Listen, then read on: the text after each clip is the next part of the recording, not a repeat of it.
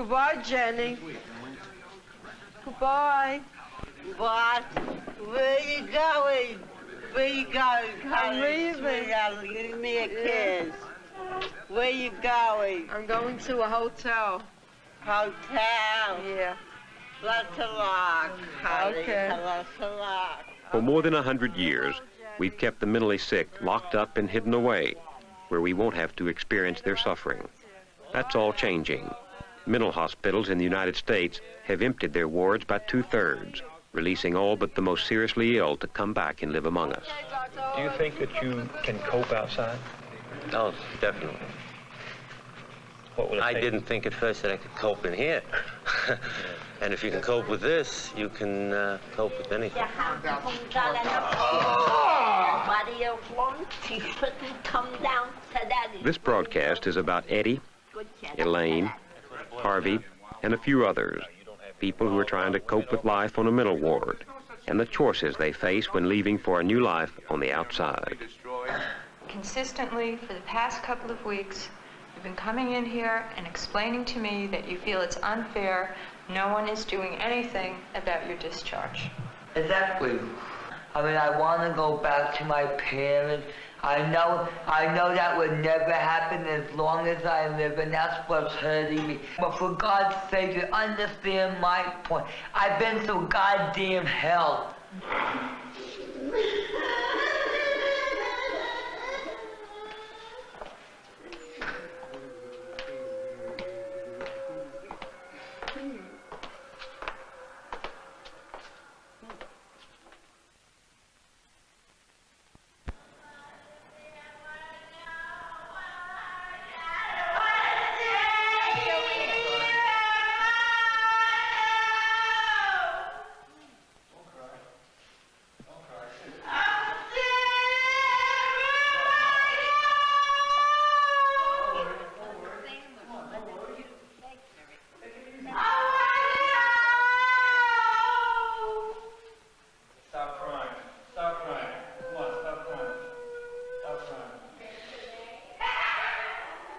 It's a cruel, lonely illness.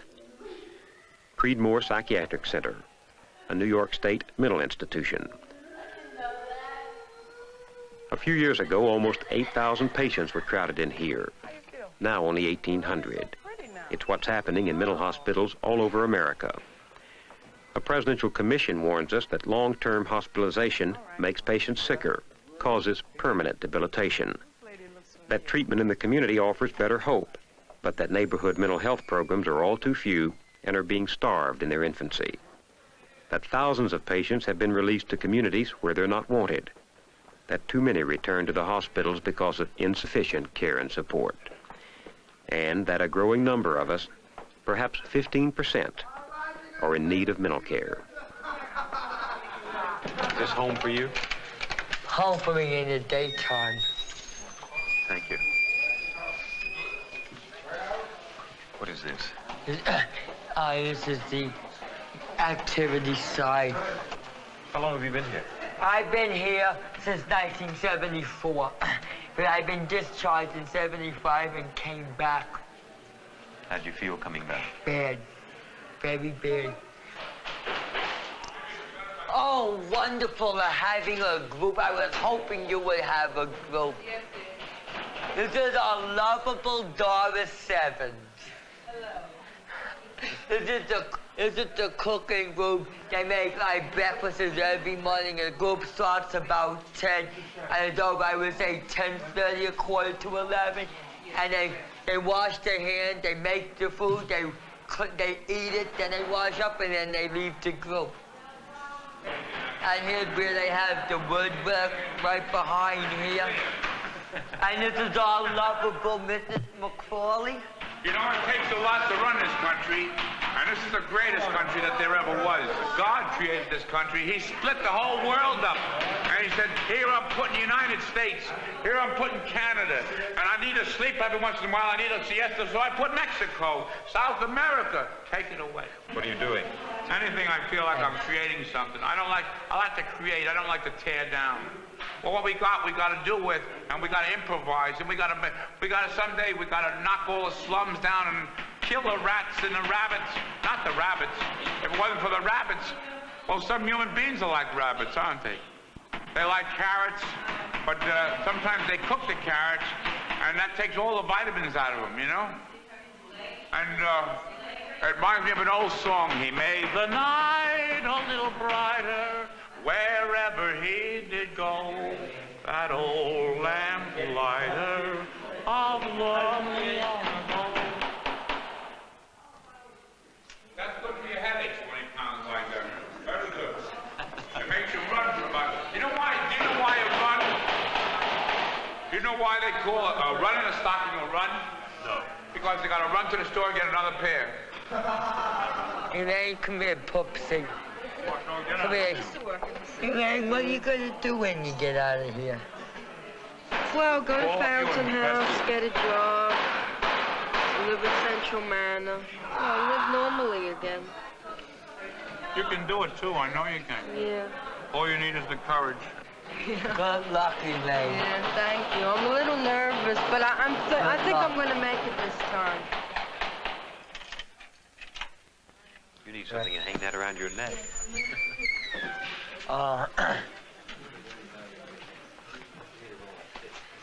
The woman who does open the door, Joanne Moore, she's the treatment team leader.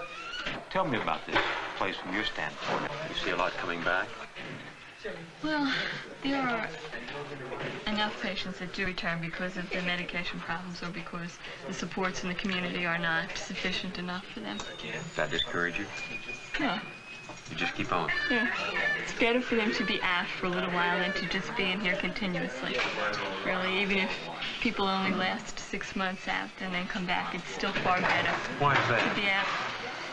Because after you're here a long time, you really can become very institutionalized.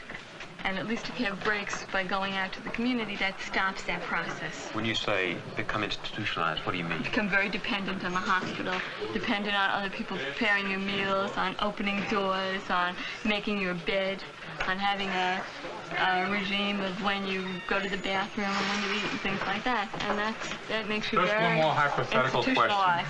question. One more hypothetical question. If Jesus Christ was black, would they let him into the unions? Okay.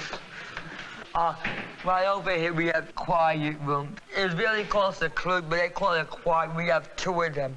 But it's used for this, if a patient gets violent or upset, first the staff tries to talk them to calm them down.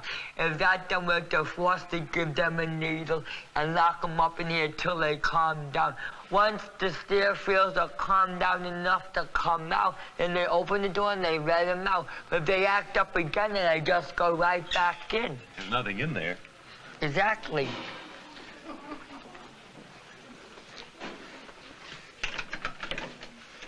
Thanks. That's very nice. You know the TV is on, Joanne? They have a TV in the male dormitory and a TV in the female dormitory. No females are allowed in the men's dormitory, and no men are allowed in the female dormitory. But who in the hell listens to orders? Well, that's the same inside and outside. All right, come here.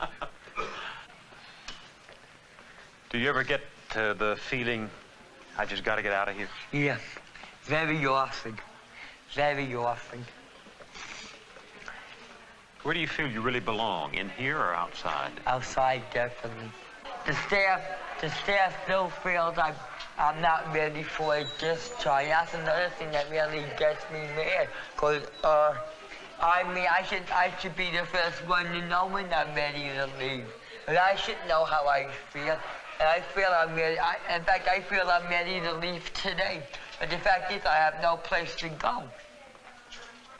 One of the things we hear is that when people like you leave, a lot of people mistreat them, you know, say things and make it hard on you. How are they going to know how is it, I look at it this way. How is the people on the outside going to know that I'm a patient in Creedmoor unless I advertise or unless I start acting crazy? I act perfectly normal on the outside. Well, you do in here, too, as far as I can tell. You don't know me that well, Bill. Macaroni and cheese. Yeah, I like it. Are you gonna eat? Yes, Oh, good. with you. Beautiful. I'm honored. Yes, ma'am. I'm not gonna taste soup, sweetheart.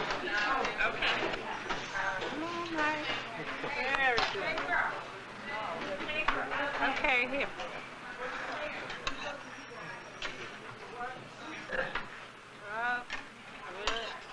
But I'd like to know, Yeah. as the director of the hospital, how you expect somebody to get well under these conditions. I think that When you bunch institutional... chronic and acute patients together, when you bunch women and men together, it's just... The issue of women and men together, I think, is a very healthy issue. I think if you segregate the sexes in institutions, what you get is institutional homosexuality, which is sometimes counterproductive. I think that the crowding is a problem. I think everybody should have their privacy. And these are things that we'd like to do. I was talking about men and women using the same bathroom, using the same shower. I find it downright degrading, Ridiculous. and I also find it it makes me have other problems aside from what I came here. Well, I can understand that. You see, I have certain restraints I have to work under. I have a certain budget I have to work under, certain regulations, and sometimes those impede improving the facility. I can't even talk to you if you let this go on. I mean, I have to sit here, the first day I came here, with people grabbing my food off my tray, with people taking their clothing off in the dining room. In the dining room in front of everybody. And it's not the staff's fault. No, we have a beautiful they're staff. too light staff. But there are far too many patients and far too little staff. Yep. And you're yelling budget. I'm yelling that it's a criminal act, because if I'd get hurt here, you'd have a class action suit that would make your hair Well, stand. it'll be thrown out of court or settled before They that. can no longer say that they're not aware of the program, of the problem here. I'm making you aware. Excuse me, sir. Do you know what motel is spelled backwards? No, sir. Let them. I always feel like I'm being strangled slowly. It's like a very exquisite form of torture.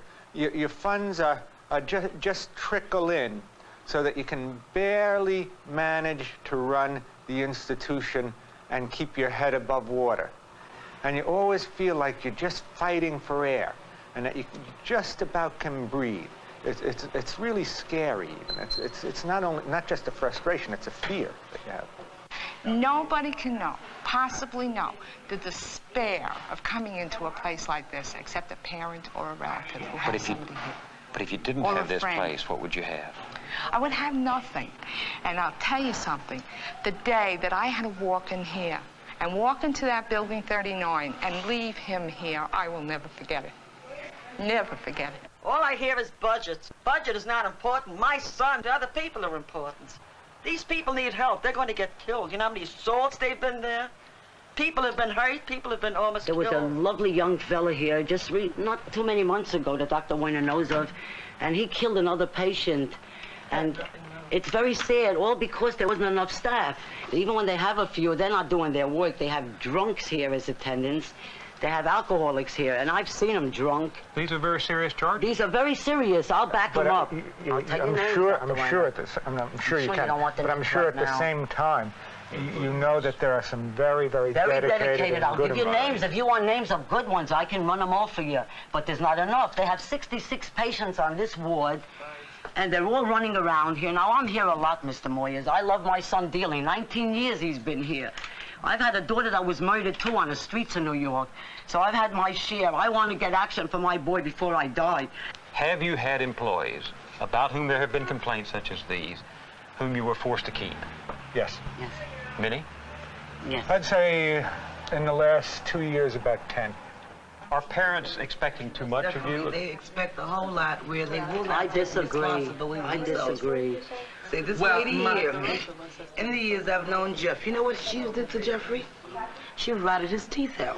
I rotted his teeth out. She You mean brings him multitudes of candy, bags and bags of candies. They come on Sundays with these big bags. They think they never eat. They stuff them, stuff them, stuff them. She can tell you. What does that say to you, Mrs. Taylor? What do they say? They're putting the weight on us and taking it off themselves. May I speak from the patient's point of view? I'm familiar with most of your children. And to degrade and say hostile remarks towards the little staff that we have is a mistake on your part. Bill, I'm familiar with those sides. all I'm saying, I use the same bed. all I'm saying is, Bill, all I'm saying is, Bill, I'm not saying this to be. Will you wait a minute? Will you wait a minute? In life. You wait a minute. You hush up. No. In life. Bill, I see number of times Jeffrey Shapiro will walk in the bathroom. He's perfect. I wanted to beat him up real good last week with his shoe. Can you prove it? All you could do is take your son's word. Jeffrey Shapiro goes in the bathroom, pisses on the floor. One minute. I would just like to say your comment that you just made is a perfect example of cruelty. To say to him, why did he go to Mid-Hudson at this point? He never does anything. He never That is beside the point. That's not what he's talking about.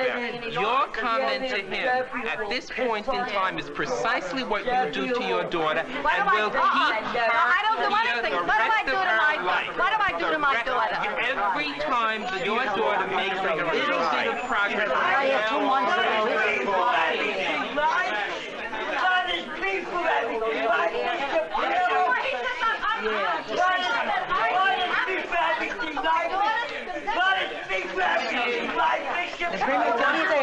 And then they want us to perform miracles. There's no patience. We are nothing but babysitters. But when you have a job, we're nothing but babysitters. You wouldn't have a job. We're not a policeman. We're nothing but babysitters. That's all we are. It's tough babysitters too. Believe me. Sure. Don't think I don't know in this day. I have a mark right here on my leg where your son kicked me. Right here. I can show you a mark on my eye where your son hit me in my eye with a shoe. That's right. For some of these conditions and situations, are there answers? No, some there aren't today. And that's the hope. The hope is that there'll be answers tomorrow. From where? From better science. But in the meantime? In the meantime, they just got to wait, and that's the frustration you're seeing in these families. Because they've heard about so many other people getting better, and they say, why doesn't my kid get better? What are they doing wrong? What am I doing wrong? Which is even more frightening to them. And then what are they doing wrong? And it may be that nobody's doing anything wrong, but that they're just not getting better, and that's sad. I have thermos style with milk, grapes, oranges. I had a tuna sandwich and 2 different types of donuts. For him? I love him so much, Mr. Moyers. I would give my life for him. I can't go on vacation. I can't sleep nights. I hear his voice sometimes. I think they heard him. He came home last week. He had a black eye a whole week. One of the attendants beat him up. And they said they didn't see his black eye, but I saw it. I take him home weekends. He gives me a hard time there. I mean, he burns things, and my other children don't want him there. And he does wet the floor. His toilet habits are very, very bad. But I blame them because they don't care what they do. He comes home. He isn't even wearing shorts, no underwear, no shorts. I mean, how can a guy close a zipper on his fly? Or, I mean, he's sick. He can go into a bathroom and do a lot of damage without undershorts under his pants, really. And my children don't want to know anything of him. Oh, I've seen Jeffrey. I really should have been working on it. Your other children don't have anything to do with it? No. No, I only have 2 left. Only my girl that was murdered. She truly loved him. She used to come. I have 1 boy at home. He's a teenager, and he doesn't want to put up with him. He doesn't want his friends to see him, man. Good luck to you. Good luck to you. You're a doll.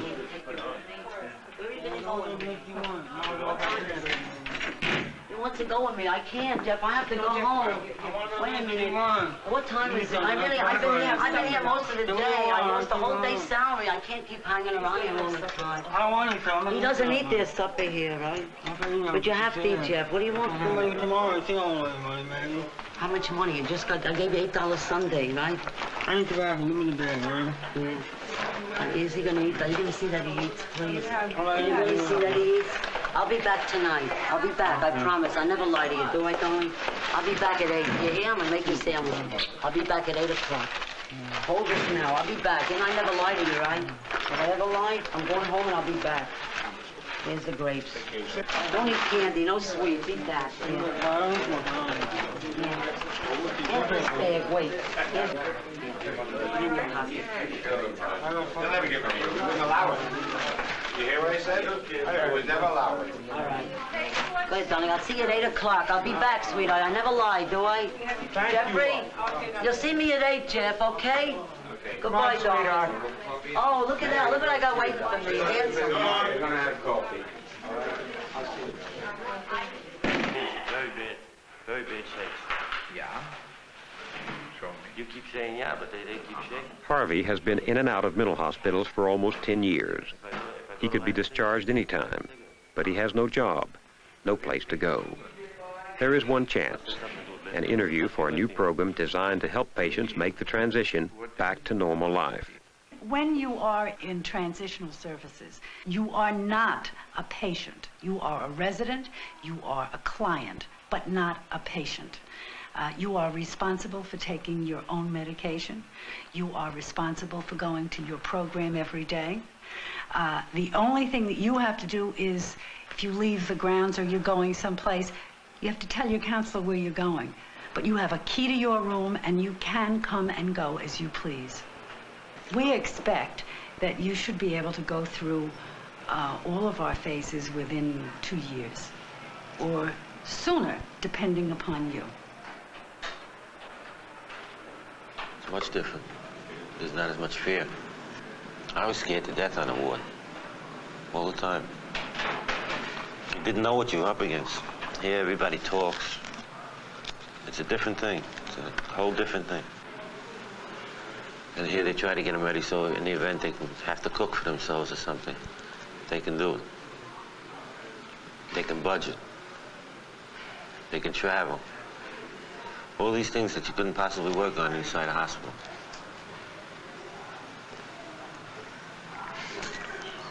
But I'm free to work on every other problem. And that's good. That feels good. Feels good to wake up in the morning. And the first question is not, can I have a cigarette? It's good morning.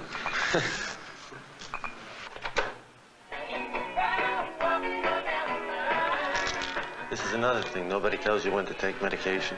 You're on your own. Responsible for taking them at the proper times.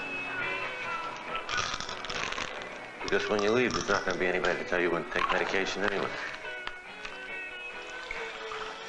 You don't shave yourself on the ward in 38. No. They have a barber that comes in and does it. But he cuts you all off. Good morning, man. Good morning, Harvey. How are you? All right, thanks. The main therapy of this transitional program is work. Everyone must have a job of some kind, and by 9 a.m., most of the residents are gone. Harvey has a federally funded job as a maintenance man. You got egg salad, and you got coconut sandwiches if you want it. The residents live on the Creedmoor grounds at first, then graduate to supervised apartments in the community. The first test for Harvey is to buy food and prepare a dinner for 4 people for less than $5. A counselor helps the first time. Now that we're doing this, now that we're doing this, now I'm getting nervous. Yeah. Never nervous before the fact, but now, I hope I can cook this. You can cook that. Yeah, well, we'll see. Look, I'll be there. Anything go wrong, I'll help you out. Yeah, that's the good part. It's not really the cooking I'm worried about. It's the coleslaw. Well, the coleslaw's gonna be easy. Totally, That's gonna be the easiest part of it. Did you check about the mustard? I've got mustard down there, right? Ketchup. I didn't check. Is that campbell? What? Tomatoes? I've been manic for a long time. I can remember going to school and making people laugh. And on the other hand, I can remember getting very depressed when I wouldn't show up to school. And that's been a pattern with me my whole life. I need to go slowly from a hospital to the community. I've never been able to do it because I never went slowly. Oh, there's a nice head. Look at those leaves. Yeah, but you're not gonna use these all the way outside leaves. You're gonna start some on the inside. These things are more tougher out here than the ones on the inside. How do they look, though? They look good? Yeah, it looks all right. You used to have to put buttermilk in it. Weren't we supposed to We were supposed to have this weighed. Oh, is that how they do it? You know, your person can be just as scared of getting well as they are of remaining ill. I'm very frightened. Are you sure we didn't make a mistake? No. You know how much it was? What? 304. What? So maybe we should get soda. You don't want the tea? Nah, we were getting the tea because it was the cheapest thing. I do want the tea, now you mention. They don't want to win, though. I know. Use your hands. You washed them, didn't you? My hands? Yeah. Harvey is lucky. Transitional Services is a new and rare program. There's room for only a few, and the waiting list is long. It's the kind of thing mental health planners have long envisioned, but could never get going. While most of the mentally ill in America have been released and now live in our communities, most of the money spent on mental health still goes to the hospitals. Mm-hmm. Very good. Dr. Rice cooked a little more, but...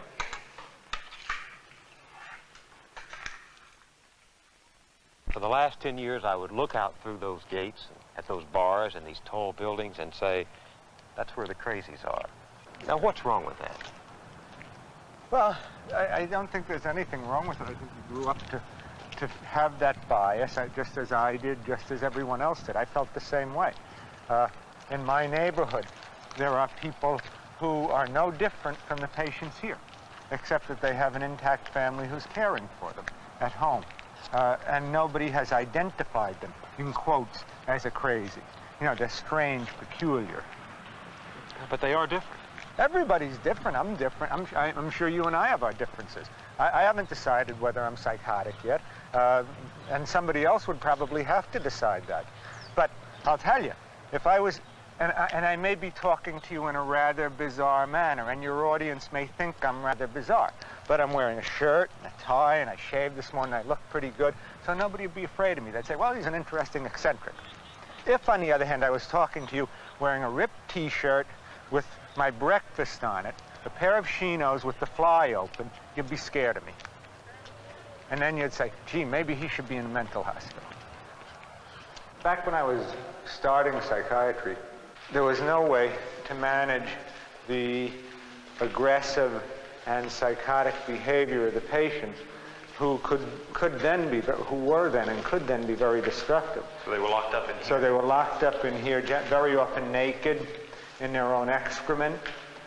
And they had violent buildings where they put all the violent patients and all the violent staff, and those became psychopathic societies. It takes having seen it then and seeing it now to see the dramatic change that's taken place. And you don't realize it when you're working here even. Now, my citizens groups, and rightly so, would say, yeah, that's great, but you haven't gone far enough. In fact, once I was waxing about what a marvelous job we're doing and how wonderful we all are and everything like that, one of my social workers said, yeah, you're right, Bill, but we're still the cream of the crop. What has made it possible to empty this building? Well, the neuroleptic medications and the community psychiatry movement. We saw, you know, the neuroleptics were probably the most important. The drugs. Yeah. But the community psychiatry movement can't be demeaned in any way. That means getting them out into the community. Yeah. But what it means is that we really saw that we were doing bad things to these people. So your goal is to close this whole huge plant down? Yeah. Yeah. I think it's very important to move not only the patients into the community and into clinics and into the voluntary hospitals and places like that, but to move the staff with them. Elaine will be leaving tomorrow morning, and she's going to Central Manor. At this point, although she's somewhat nervous, I think that she's really holding herself together a lot better than any other time in the past when she's been discharged. But what she has to know, and she has to understand really clearly, is that if she feels disturbed, she doesn't have to come back here. She really needs to know that because she firmly believes that if something happens and she gets upset, that she's just going to be back here in a minute. They asked me if I wanted to live out in the community, you know. That's the way they word it? Yeah, I told them yes. That's what their aim is eventually for you to do. And even if you do come back, even if for some reason you do come back, I wouldn't stay this long no more. I'd get out right away. You really think so? Yeah, that's what Dr. Fromm told me. I wouldn't stay no 3-4 years no more. No, sir. Because I get too dependent on Miss Taylor, and I get so immune to the place. I don't wanna do anything about it anymore. You know. And then my mother gets in that lazy habit. She says, stay there. She's not willing to take me home, you know?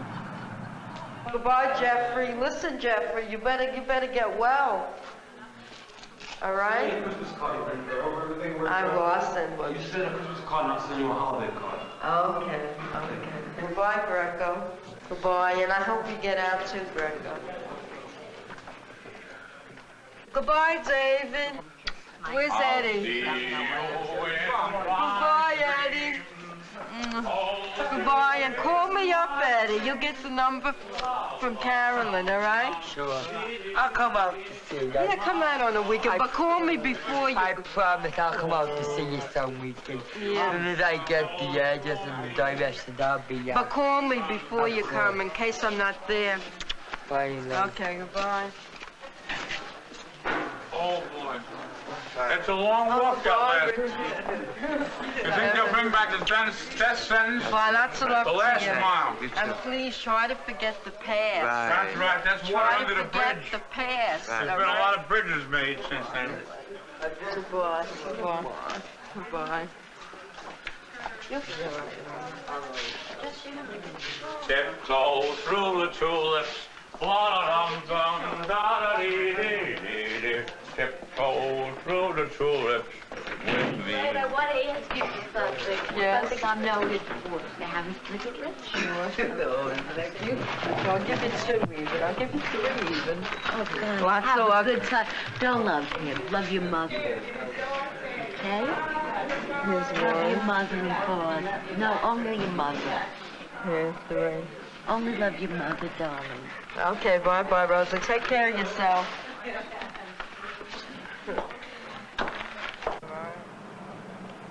Elaine is free, but her choices are few. No family, no job, no friends to welcome her.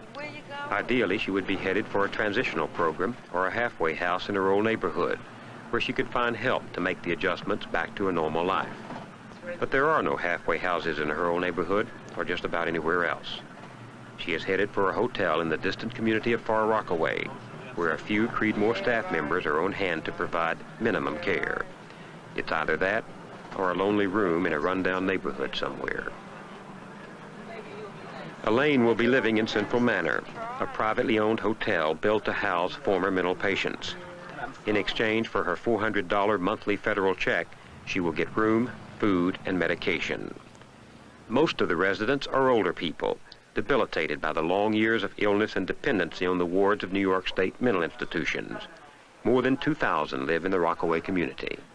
Well, what's the procedure? I mean, I think we're both in the dark about it. Yeah. Okay, what's the procedure?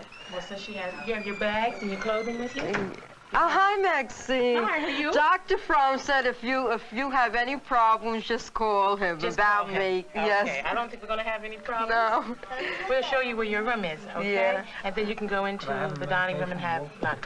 Okay. All right? Mr. Becky, you want to show her her room? I think those are my discharge papers. Okay. Oh, gee, Elaine, you're right on front. Oh, how beautiful. Oh, yes. Beautiful room. Gee, there's the phone. I guess Yes. Your linen is changed twice a week. Towels are changed twice a week. And all you have to do is take it easy. 13 years ago, I worked as a correspondence clerk. Yeah, I did you worked like for- it? Yeah, I worked my way up. I was a file clerk. Really? And then I became a correspondence clerk. I had an important job. I knew the whole filing department. Really? Yeah. I stayed. But Yeah. the thing was, I had a boyfriend then, and he planned to marry me. Right. And he upset me, and my girlfriend upset me, and my mother upset me, so I had a nervous breakdown. And I had to leave my job. And then I got married to another guy, and Yeah. I married him right away, and it didn't work out. So now I just have a mother. All right, office. do you have your Social Security card with you? I'm going to get one made up because I lost the other one. Do you have a Medicare card? No, see, I was in the hospital all this time, and I just kept getting cash from the cash list. I got so much papers in here. 42nd Street, Lane. Take the train upstairs, get off. Elaine can find no programs in Far Rockaway to help her adjust to her new life. So each morning she must make a 2-hour trip to Manhattan's West Side. The trip is a difficult daily test of Elaine's will to be on her own.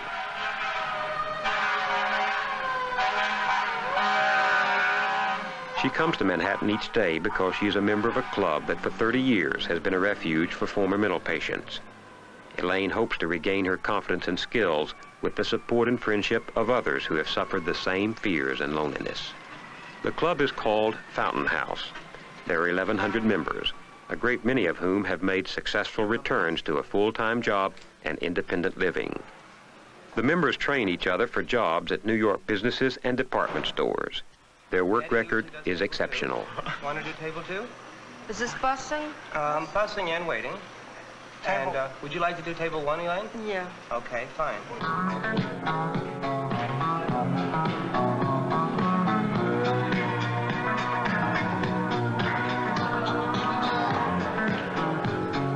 We run the house here along with the staff. You get a sense of Well, it's a reason responsibility. for me to get up in the morning. You know, it gives me a place to go and something to do. And I work and I go home at night and I feel good about myself. There are people here who have faith in me, and I'm learning to have faith in myself. These people are beautiful, and if they care about me, well, I must be worth it. And that's really nice. Are you getting that feeling that these people care? Yes, definitely. I've come to the house these past 3 or 4 years, and I found a lot of people who cared for me, who always say, hi, Elaine, let's go out, Elaine, or let's have a cup of coffee, Elaine, or let's have lunch, Elaine, or let's just sit around and talk. I found many people like that. These are my friends now. Fountain House. Fountain House friends. Yeah, my old friends are all either married or they're working, and they don't bother with me.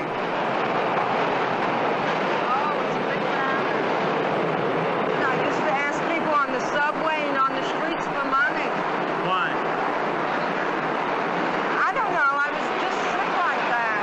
There were lots of times I was really bad off. Then one time I was in Elmhurst and I was in a straitjacket and I stripped nude.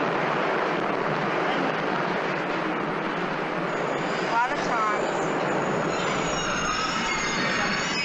Where do you live? I live in... Right there. I live in Starrett City. You go to Fountain House too? Yes, sure. We're both I'm only there a member 15 years. Is that right? Right, in fact, almost 20. And you recognize each other? Well, I worked in a dining room in the Fountain House. Only now I have a job that I got of my own. What will you do now that you get back here? Well, maybe I'll talk to some of the girls, then I'll eat supper, and I'll smoke my cigarettes, take a shower, you know, then wait for medication. Where do you go, down that way? Yeah, down this way. Well, good luck to you. Thank you. These people coming in here, walking down the street, nobody's going to talk to them. Nobody's going to have anything to do with them. They look like derelicts, most of them. I've walked out there and I've seen them. They sit on the benches. They're pitiful. They come over to you for money. They go around looking in the garbage cans. They gave them this place here to live, and frankly speaking, go by there and take a look. Your heart breaks. Your heart breaks. If this was done in a very stable community, the community might absorb or integrate the problem, as you said. But in a community where there are so many other problems, I don't know if you know about the amount of muggings that are going on here now. It's become tremendous.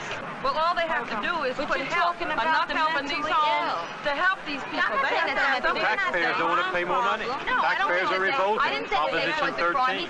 They don't want to pay more money, but what are you going to do with these people when they get old and when they're sick? What are you going to do with these people then? Just throw them out? What are you going to do with them? You got to do something for them. They got to have some place to stay. They're human.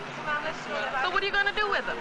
Do you think it's better for them? Listen, I'd rather pay tax for a mentally sick person than to pay tax for some people that are on welfare and don't even need it. Right on. They come out of the home, they can come down here, they can sit over here, and what have we got to offer them here? You're saying they simply do not become participating citizens in this community? Definitely not. I don't think they belong in any type of small community that offers them nothing. There is no rehabilitation whatsoever. Coming out of Creedmoor, going into a home offers absolutely nothing. All right. It does offer a step. No, I believe it offers, they're taking away the name Creedmoor. That's all. In other words, they can't say, well, now... I moved that. Now, you know... You're the part not sweet. CBS, you've been working on this.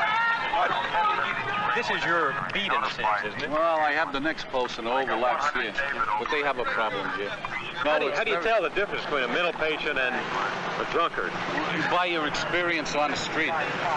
By your experience, because you can tell the people that are patients in all these nursing homes, because they're dressed a little better, they conduct themselves a little better, they're a little more intelligent, they'll give you a little more respect. Are they vulnerable to local talent, as you call it? Certainly, certainly, because they are vulnerable to people like this, because if they have no money all of a sudden, here's a woman behind you. Can you help me? I want to go to Manhattan State Hospital, and they won't let me go, and I can't stand it any longer. I'm sick. I have to go. Where do you live, ma'am? Where do you live? In the Central Manor. I can't stand it anymore. Can you come back with me? I could come back with you now, yes. Yeah, come on. Why can't you stand it there anymore? I don't like it. Why? It's making me sick. I can't stand it. Why? I don't like it. That's all I can tell you. What do they do to you? They treat us all right, but I don't like it. I'll come. All right, I'll come with you. Come on. I'll see you later, Gary. I'll go down to the 1509 with her. All right. Okay? What does she want?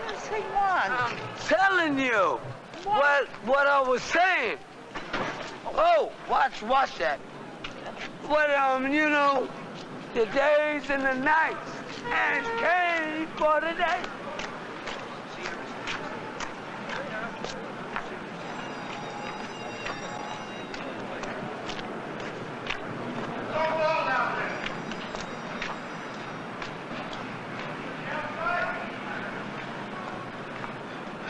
Where did you find her last night? Right next to the park. The park here, the playground, between the firehouse and the library. Was she acting inappropriate or? Well, she was complaining in general about the conditions here with the people, and she doesn't like the place in general, and she'd like to go back to Manhattan State. That's why I brought her back. Okay? Thank you. This seems like such a nicer place than the hospitals I've seen. I want to go back to the hospital. Do you feel better taken care of there? Yes. But don't you give up some freedom to go back? No. How long were you in the hospital? 10 months. Was that the first time? No, I've been in and out of hospitals all my life. Ever since you were a small girl? Yes, I was in Pilgrim State 7 years. Do you think you will ever be able to live in a place like this in Rockaway? No. No. Are you going to give up? Stay in the hospital. Well, good luck to you. Thank you.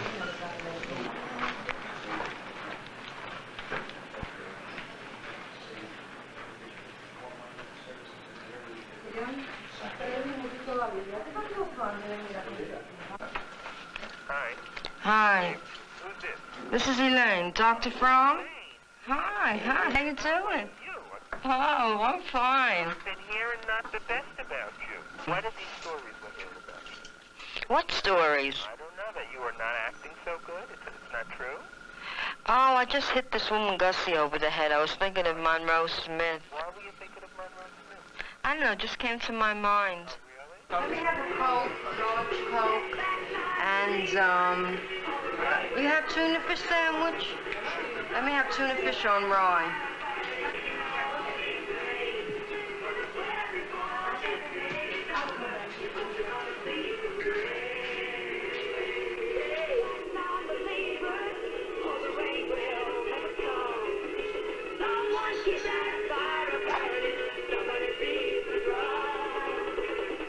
You really do believe this is best for them? Absolutely. When I get crazy, I do not want to be crazy locked up in Creedmoor on a ward where I can't get out of the ward or the door or anything else. I want to get crazy in a place where I got a two-bedroom room, carpet on the floor, air conditioning, where I can walk out the doorway, where I can walk onto the boardwalk, where I can be as bizarre as I want, just like anybody else in this community can be, and where I'm not going to get locked up unless I commit a crime. But if I'm not crazy, I don't want you living next door to me. That's your problem. Should I not want you next to me? Yes, you should not want me next to you because you've been brought up to think that way and because I'm not going to convince you otherwise for the next 50 to 100 years. Yes, you should. In the next 50 to 100 years, won't a lot of people suffer because of that misunderstanding and those stereotypes? Yep. But I'm just telling it like it is, Bill. I just don't think that we're all of us at a state in our education where we can easily accept the things I'm talking about. I think that's a reality.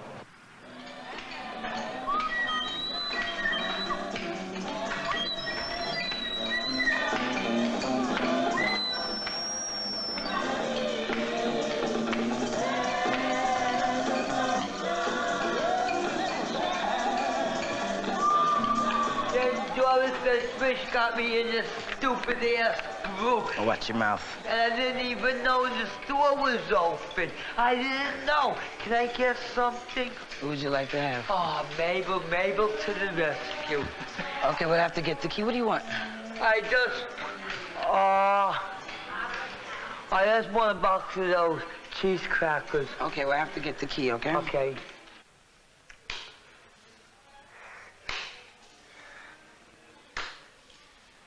Eddie has lived in places like Creedmoor since he was 7 years old. Now he's 23. He knows he's getting close to the moment when his years in the institution will make him chronic, helpless. He's tried to gain his release, but no program or hotel has accepted him. And so he must wait. Wait in an institution now considered obsolete, costly, ineffective, and dangerous. Wait while alternative community programs are proposed, debated, and forgotten. Eddie is not alone. Millions of Americans inside and out of the mental institutions share his dilemma and wait. For CBS Reports, I'm Bill Moyers.